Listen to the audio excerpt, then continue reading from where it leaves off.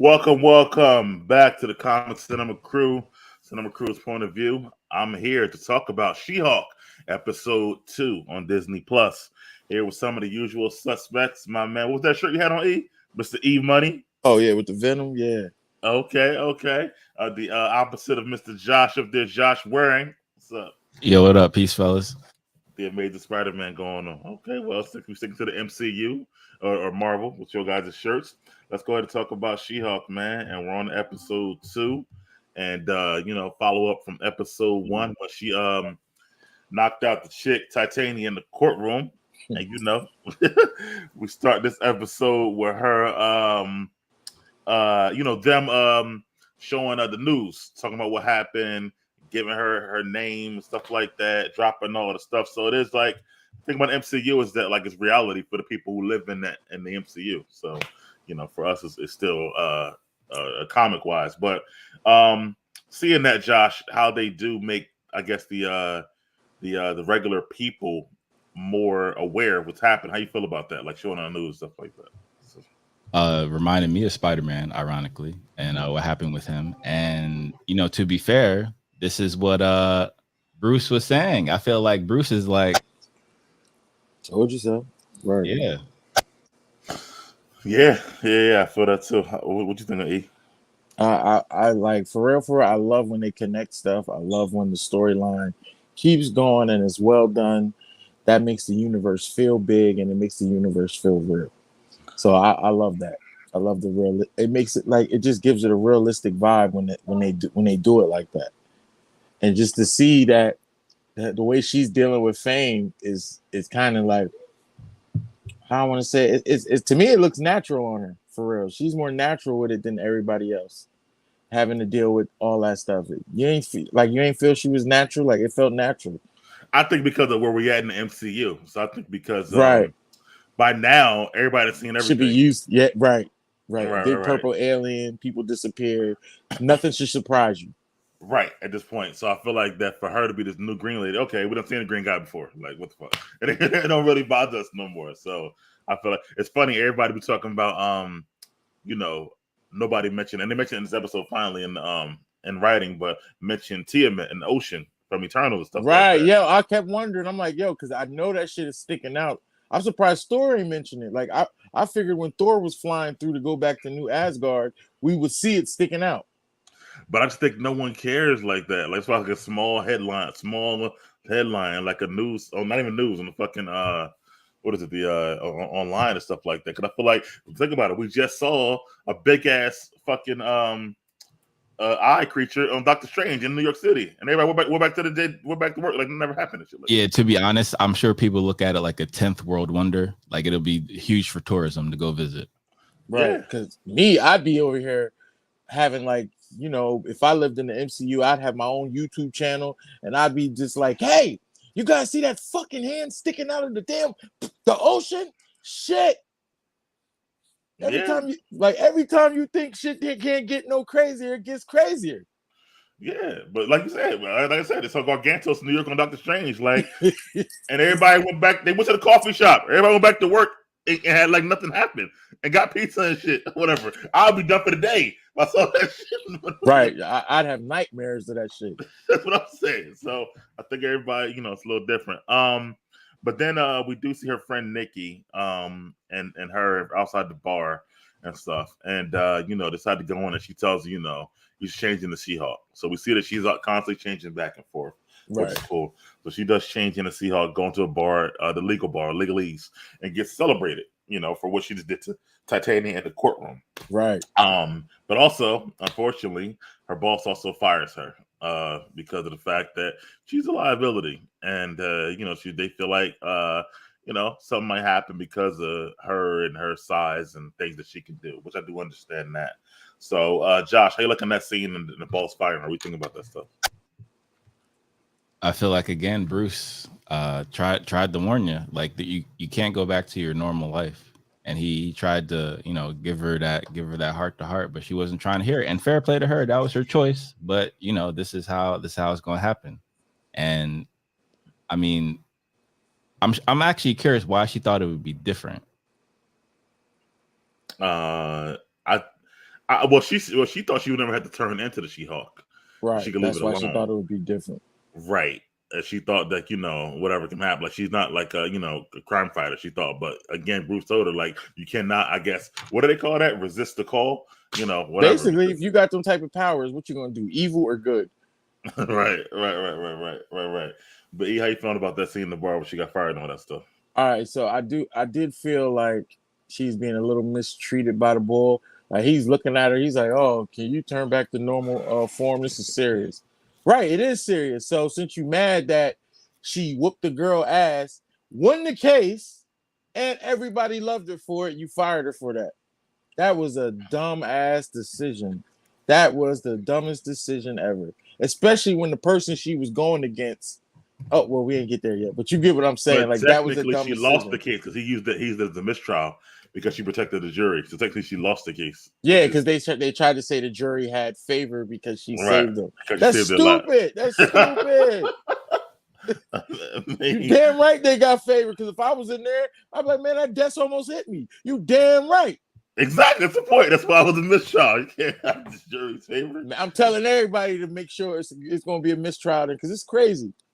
Anyway, so yeah, I feel like just to add into the show. I feel like I felt a little bit both of what you said, but I feel like what Josh said too is some of the stuff that she didn't see coming that Bruce tried to warn her about. So I think some of her last week being a little bit presumptuous and naive is coming in this week, where But you don't think she's seen it coming? I felt like she's seen it coming. Once her friend was like, "Yo, you gotta have the duty. You gotta do it." Her face was like, all right, here it goes. I don't think she can get fired. I'm saying, like, I don't think she thought the all right, yeah, of like just saving someone could cost me my job. I don't think she kind of saw that coming. Well, none of us saw that coming, obviously. So, then we get to where she's applying for jobs and stuff like that, and back at her apartment. That's where the Easter egg's coming at. So we saw the Wolverine Love Easter that. egg. Yeah, that was fire. That was fire. Man in bar, fights with claws. Man with claws, brawls and bar.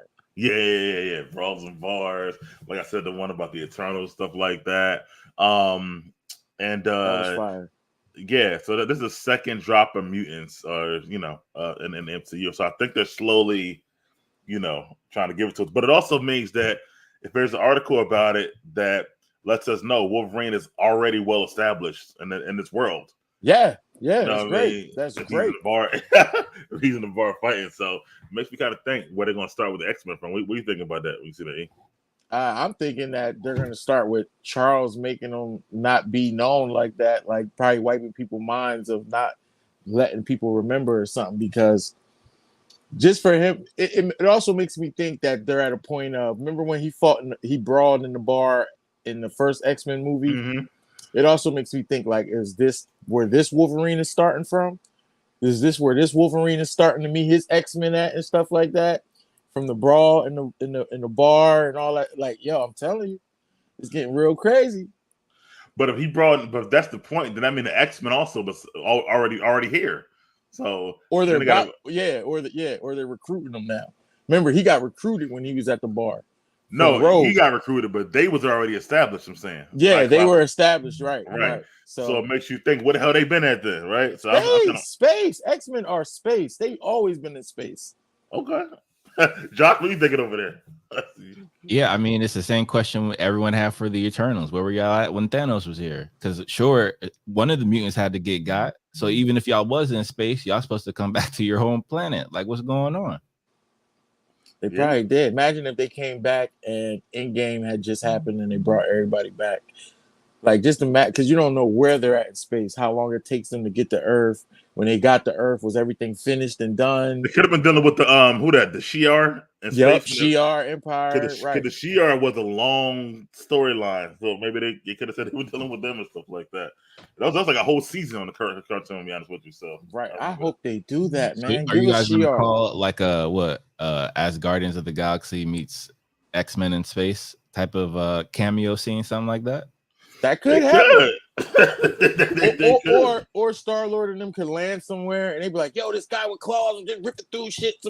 Some dude with one big eye was blasting stuff. Like, they could do so much right now with this world.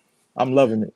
The thing about X-Men is, like, X-Men could be its own phase because there's so many stories in X-Men. Right.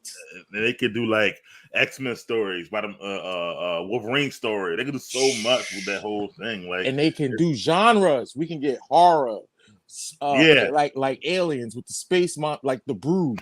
Oh my Yeah. God, give us that! I want Yeah. Brood. I want Shi'ar Empire. I want Gladiator. I want X-Men versus Avengers. I want all that. Yeah, Dr. What's his name? Dr. Sinister or Mr. Sinister, Mr. Sinister, all that shit. Whatever. So yeah, I got you. Next though, to go back to this show, we go to Bruce and Jen's, I guess, family. So we got this scene where he has a family dinner. We meet her cousin, we meet her mother, father, we meet with her aunt, which I think is Bruce's mother, you know what I'm saying? Yeah. Stuff like that. So and they're of course excited that she see her again. Readily accepting it because of the world they live in. They have no problem with it. She see how come Bruce, on in. Right. Bruce brought it already in the family. Yeah.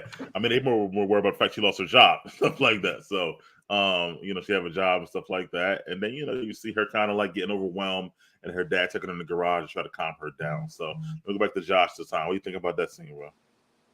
Yeah, I feel like that's a great world building by, the MCU and Marvel, as he was alluding to, because it's kind of like, all right, yeah, you're a superhero, get over it. You know what I mean? It's time to get back to work. If you want to think about it, Hulk would be the black sheep of the family because he done had how many international incidents where innocent people have died. So like you getting fired, get off your bootstraps, which I think was the great message from the family as well. Right. Which I feel like led to the all the resumes and the applications. Yeah. You feeling the same thing? Yeah, I feel the same way. I just feel like when the cousin was popping shit, I'd be like, bro, you work at Best Buy. And I'm a lawyer. Right. Yes, there ain't no room for you to be talking like that. I feel like that too. I feel like that Jen, again, I feel like that sometimes for her, I feel like she don't realize that the people and her family, obviously, we're so used to this shit. It's not a big deal at all. Like Josh was kind of saying.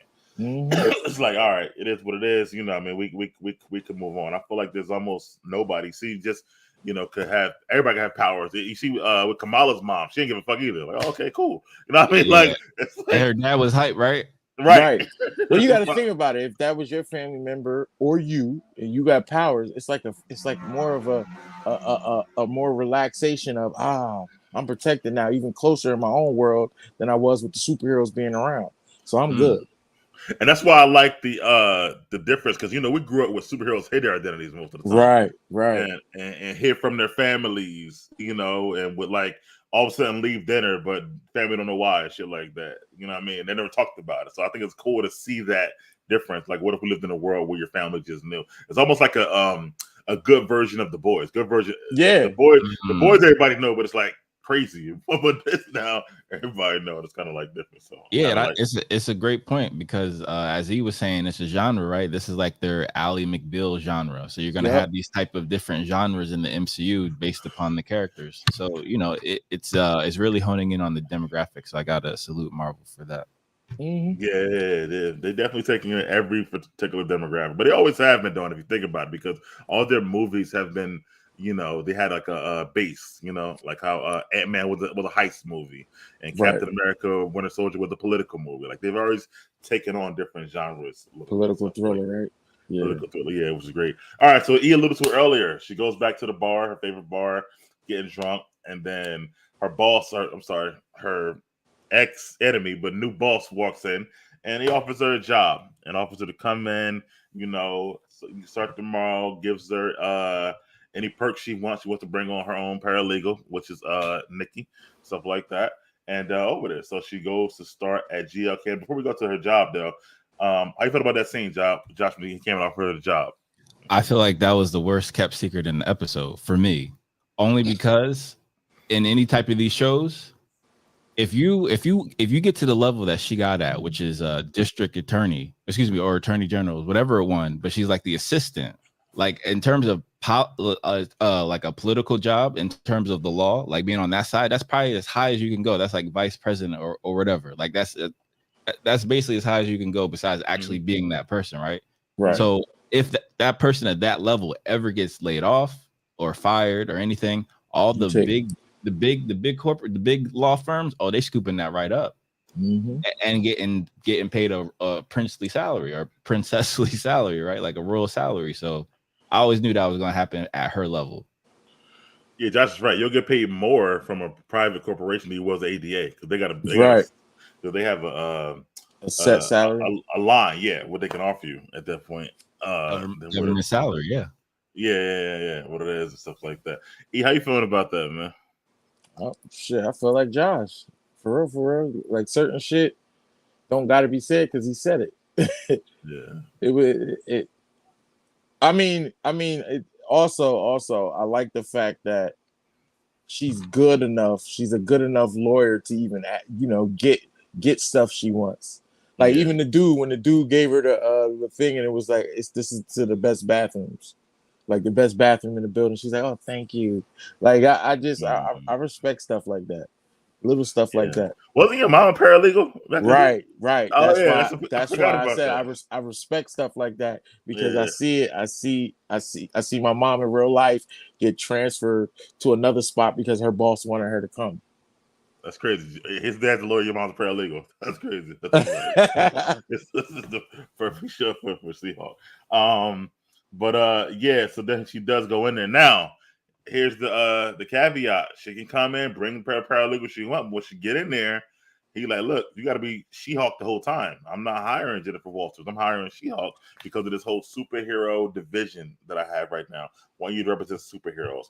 And that might be the one gripe she had. But, of course, with no job, she's like, all right, cool. I'll do it. So she does walk through the office and, that happens. And then she does find her corner office with that. Like he said, the guy comes in and gives her the basket with all the stuff that she needs to be there. So the whole thing about her having to be She-Hulk and the office stuff like that, Josh, how you felt about that stuff? To me, it made total sense for the modern world, right? If you have Professor Hulk, Smart Hulk, who's a superhero, but now incredibly articulate and smart, so he's setting the tone for that world.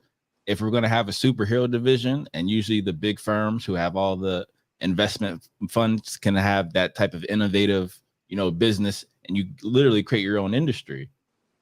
So to me, it made the most sense. So yes, in order to let's say defend, right? Because it is a big firm, you're probably going to do a lot of defense. In order to defend other superhero type people, you should actually have someone of that background. So to me, that's probably what you would want. It makes the most sense, and also to show yourself as well. Because we have to, I'm sure the attorney's like, we have to ease everyone's feeling about it, because that's how you do it. You got to put it in the face in order for them to actually accept it over time. And she's of course she's a snarky person, but she's a good person. So once they around her, you could tell like, oh, she's just a person who's a Hulk right now. And people don't know that because the only time we see these type of people is in life or death situations. So of course there's going to be some type of trauma when people see you up close, because it doesn't always happen. Yeah, I agree. We thinking about her having to be She-Hulk the whole time, her boss making her do that. I actually thought he was very intelligent to make her do that. I actually thought that was very smart, coming from a world where it's mad superheroes. There's always collateral damage when these fools be fighting. And a lot of people, when they do this superhero saving, nobody thinks about the laws that's been broke or the people that might have been hurt. Like nobody thinks about that shit. So the fact that man even did that I thought was like real intelligent of him. He's a moneymaker and he's a go-getter. That's a good boss. That's a good boss to have, thinking like that. I understand her problem was like I didn't understand her complaining, but I understood it. Like, these guys didn't have to go through that. You're right, but they're not Hawks. You're a Hawk, and you get to Hawk out and be who you want to be at the same damn time. Enjoy that shit. Fuck complaining. Get that shit, get the job done, and enjoy that shit. Now you about to represent the superheroes. Now you got to represent the villains. Now you got, you're gonna get some money. You nice, you're gonna get the money, man. I feel like she should have looked at that as a challenge. Like, ooh, this is what I'm going against. Plus, she can always turn back when she wants to when she get off work. Right. So So it's not like that. And also, I kind of where Josh was going, it kind of made me think about it. But when Josh was like, "Yo, you get them," they only see superheroes or villains when it's a life or death situation. Correct. So to get these people that you see walking around the office at the water cooler and shit, I feel like that's pretty cool for all heroes because it makes people not as abrasive when they see him. Like, okay, it's just whoever. And you see Bruce at the diner and shit, having pancakes with people. So it's like, what I mean? I think it's good to see people outside of that shit. That's facts. Because normally, if you get that close to the Hulk, you're sprinting as fast as you can. Yeah, hell yeah. Look at you. You see a big ass green man, you out. Yeah. So I think that's cool. And then ultimately, he does say her first case will be defending Abomination, stuff like that. Emil Blonsky. And of course, she wasn't down for that because we all remember what happened in the movie. And him trying to kill Bruce, stuff like that. And we'll get his perspective later on. We'll get into that. But as far as like her being reluctant to defend him, but him saying, listen, you defend him or you're going to defend your couch. Because you either here or you not. Let me start with you, Edith. So how you felt about her at that scene with him and the boss? And I like that again because this is where I feel like he's a go-getter. Right. Now, you're gonna have to defend this person. Yes, I already know they tried to kill your cousin. Right. Yes, like this is a big case because if she does this case and she wins and she beats this, she's gonna be the top lawyer, right? Ever. It puts the firm on. Right, it puts the firm on. There's no way they're gonna be sitting up here saying anything about this firm when this firm got Abomination, home basically free. Yeah. Okay, Josh, what are you thinking, boy? Again. Brilliant point, because let's be honest, in the comic book world, any supervillain usually has super funds. Right. So if you become the go-to attorney for them, hey, that's oh my goodness, you're going to be the first attorneys in space. Right. That's what I'm saying. And she's going to have a lot of knowledge. Like that's going to make her a great Avenger. Oh, I did a case with that guy. Yeah, that guy is a mess. Somebody's going to be able to make her a go-to person, always ask information. So not only do you smash, but you smart and you got information. I think she would be a great ally for the new Black Widow. I think those two would get very well with their how they communicate with the snarky comments, but also like being prepared, ultra prepared, as he's saying. Shouts out to my brother Nate, who's in the comments here. What up, bro? And Mr. Urban World. Ooh. And Mr. Urban World said she is cool, but no Superman and Lois. I never watched Superman and Lois. I never seen that. I couldn't do it. I tried. I can agree with Titans. Yeah, She-Hulk's cool, but it ain't Titans though. Okay. And then he said, more of the story, DC is the new king. Oh man, I wish Dave was on here for this shit. Only way DC, man, listen, they gotta make sure Black Adam done right now. That's what we need to focus on. Black Adam for DC. I'm out on my birthday, October 21st. I can't wait. Yo, tell The Rock, don't fuck this up. Don't fuck up my birthday. I'll be mad as hell. We'll see. All right, we do see next that she does get to this DODC Supermax prison. And, going through, we see the high level security.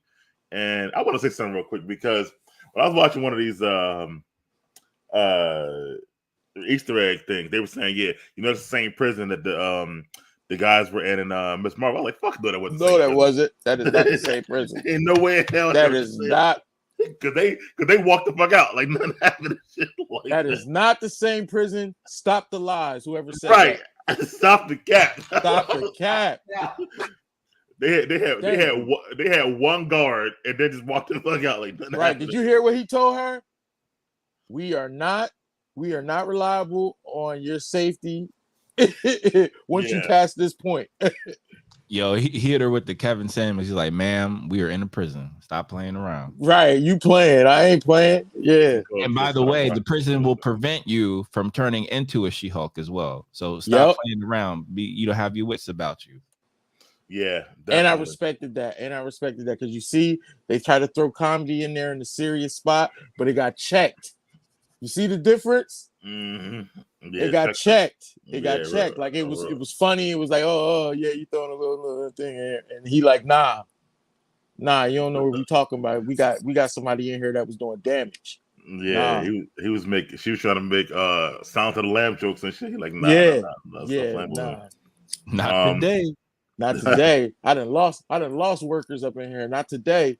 Yeah. So then we see Blonsky's prison next, and then she does go in there and have a conversation with him. And this is what I thought was the most interesting part of this whole episode, because we get to hear him and his side of the story, kind of. And you know, I mean, we kind of saw it, but then to hear it again, it's like, where's he's like, yeah, I was a regular decorated soldier. You know, they sent me to get this dude, and then they gave me the serum to try to help out because he was powerful. And then, you know, end of the day, I wound up locked up. He wound up a hero. So let me ask Josh first, how you feeling about Blonsky and his take and her, you know, deciding to represent him and stuff? I mean, he's obviously prepared as well. He's a smart guy, very intelligent guy. So he's practiced this speech for a while. Right. Especially since he probably thought it was going to be Bruce, which is probably why he wrote that letter in the first place, because Bruce might be that advocate for him in the future. But it just so happens it's a cousin, even better, right? And she's an attorney at law. So to me, I thought it was very calculated. It was incredibly sincere. I believe him completely, right? But you know, you stop the cap a little bit. We know you up to something now. Come on now. We done see you in Shang-Chi, right? What you mean, man? Right. And Nate says, stop the cap. He asked for the serum. Nate just give it to him and shit like that. Right. I guess he must have watched Incredible Hulk recently. So he did ask for the serum, though. He did. But he was thinking about him and his speech. And his, I don't trust him, yo. I don't trust him, yo. Listen, let me tell you something. I don't trust that man.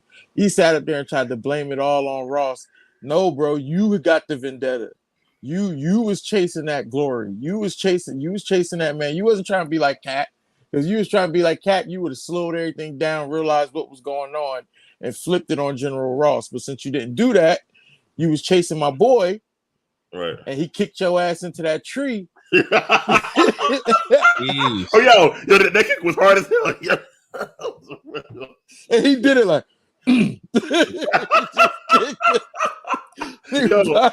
all his shit broke when he hit that. Everything broke. And that was a super soldier. Like, that shit is funny to me. Yeah, he crumbled a super soldier with one kick, yo. But you see how but listen, remember what they said about the serum? It always shows the real person inside.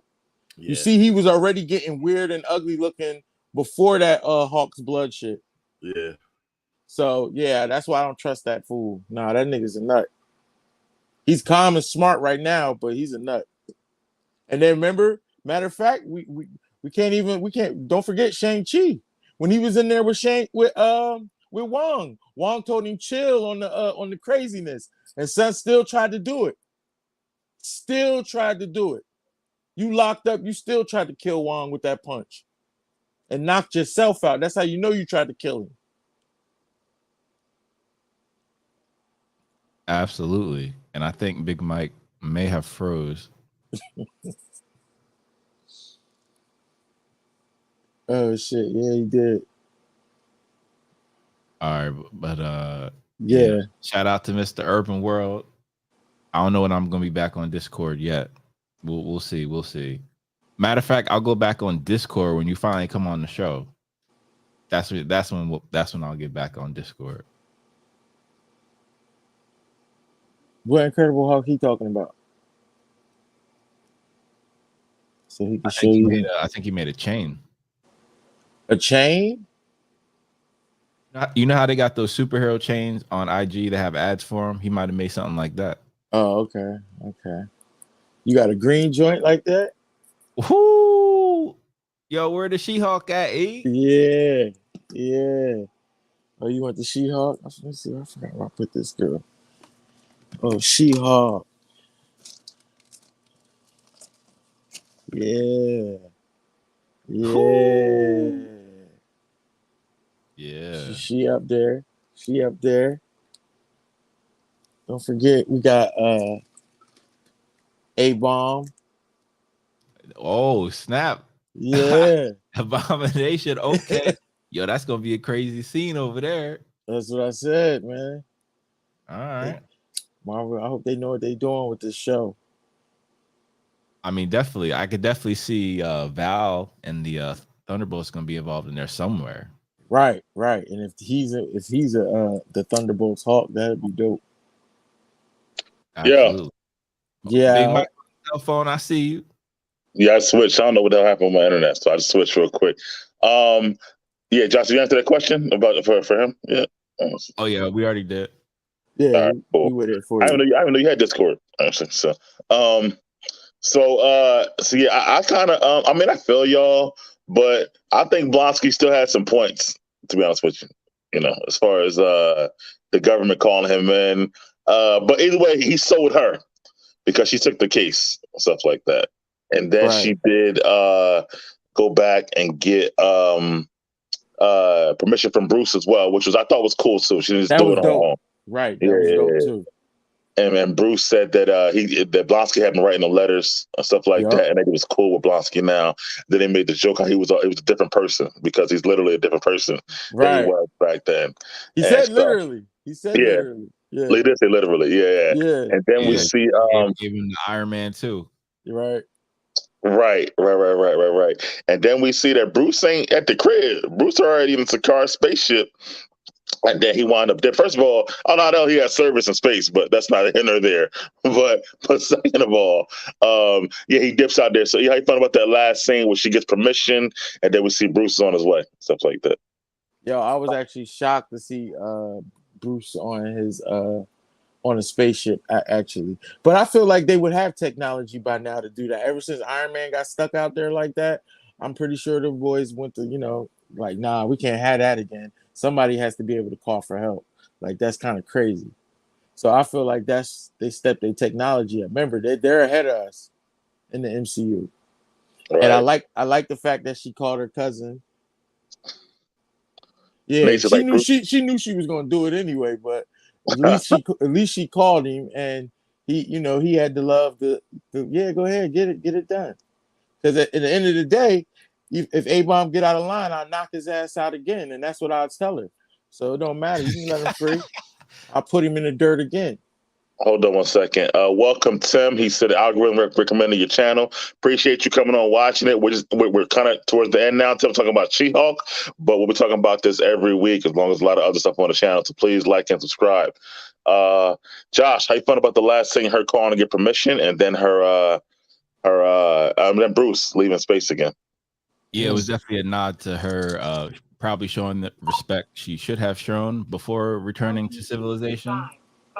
And I thought that was a great callback for that. And then Hulk in space, I thought that was great because he's probably going to go off on some other adventures. And he's also not around I would say for the audience to know that he's not going to always be there to carry the show type of thing. So I thought that was great as well. And she's truly on her own now because, Bruce is in a different galaxy at the moment. And at the same time, I have to say with with her boss, right? I felt like even if she, had a philosophical issue, we all know that she was going to do it anyway because she likes challenges. And really in law school and whatnot, and even in school, you're always taught to argue the opposite side, even if you don't agree with it, and you're getting paid to do it. So to me, I didn't think it was really that big of a deal. And I like how Bruce alluded to that. Like, yeah, you're going to do it anyway. I don't even know why you're asked, but thanks for calling anyway, cuz. Yeah, Josh, one point you made I thought was good from a directing standpoint was them showing that Bruce is gone, literally, off the show. So don't look for him to come back any episode. I think a lot of fans were maybe after that first episode hoping to see more of him. So they kind of want to get rid of him and let's see what she can do with her own show. So I kind of felt like that was pretty smart as well. And she was going to do it anyway, but it's cool that she at least called him and let him know that it was happening. That she was going to represent him, overall. So that's kind of the end. I guess we'll see Bruce's story pick up in future movies. That particular time. And I think this show for me, it was kind of a filler. Like I told Ian in the chat, it was a little too early for a filler. Yeah, it was too early for a filler, but remember they switched some of the shows around. So I'm thinking that it's probably gonna be mad action keep going. I'm hoping so. Hold on one second. From Nate, he says, "I really don't like how Marvel made Bruce a side character and everything since Mark has taken over the role." Y'all gotta stop blaming Marvel, man. Y'all gotta blame Universal. Universal, yeah. That's all facts. Yeah, y'all. Marvel can only do what they can do, man. So Marvel gives us this. You know what I mean? I know we all want this, but Marvel gives us this. All right, so they giving us this because of Universal. Until Universal want to do good. Hold on. I'm leaving this podcast. Mike is in the Twilight Zone. Ooh, two There we mics. go. Two mics, more mic the merrier. So anyway, yeah, I agree with you. E. At least we got some kind of Hulk. We could have no Hulk at all. So we got right. something from the Hulk. Big Mike, do you mind if I ask, how did you feel about the show length? That was my next gripe. I didn't get into it yet. That Josh, shit was. Josh, you took my thoughts. Yo, the show if you take away the previously on part and the credits, it was like 23 minutes, bro. Yeah, that was an Entourage episode. That was what? Oh, that was an Entourage episode. That was 20 minutes. Yeah. Nah, Entourage was longer than that. Entourage didn't have no post credit scene that long. Entourage was a full 30 minutes most of the time. It was more like 23. But I don't know. And this one, the way it ended, the way it was directed, it left you like upset, more like you satisfied a little bit. Like, yeah, yo, Chloe was so mad. She's like, "What? That's it? I waited all week for this." She literally said that out loud. I was like, "Damn." That's what I'm saying. Like, it left you like more like this ain't enough, more than like, okay, I'm this is good for this week. How you feel, E, about it? Same. I thought that shit was like way too short. I was like, damn. I kept thinking to myself, like, damn, was it that fast last time? Nah. It wasn't that short like the first episode, right? Each episode had a different length. So yeah, this was the shortest one, I believe. First was 38 minutes. Yeah, so about 30 if you take out the credits and stuff like that. This one a lot less. So I think they're all gonna be around the same. Well, I think the next one will be around 30 minutes. Marvel should really invest. I think 45 minutes is a good solid number for these shows. Right. You don't want to go an hour, at least give me 45, stuff like that. I feel like when you start to go into 23, it's like, yo, imagine motherfuckers who like E, who went to 3 a.m. for 23 minutes of show. Like, it's like, right. Damn. You know what I mean? Or that's what I'm saying. I'm like, damn, that's it. I could have been asleep. You know what I mean? Right. So, that's some other shit. So yeah, there's something about that they got to or drop it as a bench. Don't ever do, but one or the other. But anyway, Josh, how you feeling about the episode? How would you rate it? What are your good thoughts? And we lost Josh now. All right, E. How you feel about the episode? What are your good thoughts and gripes? All right, so episode was too short. I'm an action man. You gotta throw action in there somewhere. Niggas don't be wanting to give you no action. They just wanted a little quick Ally McBeal joint. Like, all right, I get it. It's for that type of demographic. But we still watching it too now. Give us something too. That short ass shit. Nah, I give it I'm rating that shit. For real. Yeah. Wolverine saved a lot. Saved some of it just to read that. So I'll give it a 6. Before I let Josh go, let's answer Nate's question. He said, I know I missed last. What do you guys think about the CGI in the show? I mean, I thought it was all right. I'm not really a stickler for CGI anyway, because I can suspend my disbelief, so I'll be all right. I think it's good sometimes, and then sometimes it's not good. And sometimes it's not good, right? Like this one was mediocre. Like the first one, woo, out the park. Right. This one, yeah. Like certainly like the bar scene wasn't great, but then she was better other scenes. I just feel like that it's not consistent. Is the best way I'll say it. It's like it's definitely not movie level and stuff. But it's a TV show. So right. Where's the movie level shit at, man? What the fuck they doing? The only one I feel like that's been like movie level to me, it was Loki. Loki. Like, yeah, Loki. Like real cinematic. Nice. But I'm not gonna lie, even parts of Loki, it looked like he was on screen, like on green screen. Like it looked like when when everything was like, damn, I forgot what part it was. It was like the background, and it was like about to knock on the door. First, he was okay. talking. When they finally got to the He Who Remains. Yeah. Okay. I got you. Josh, how would you rate this episode? What are your good thoughts and gripes about it? I would give it a 7.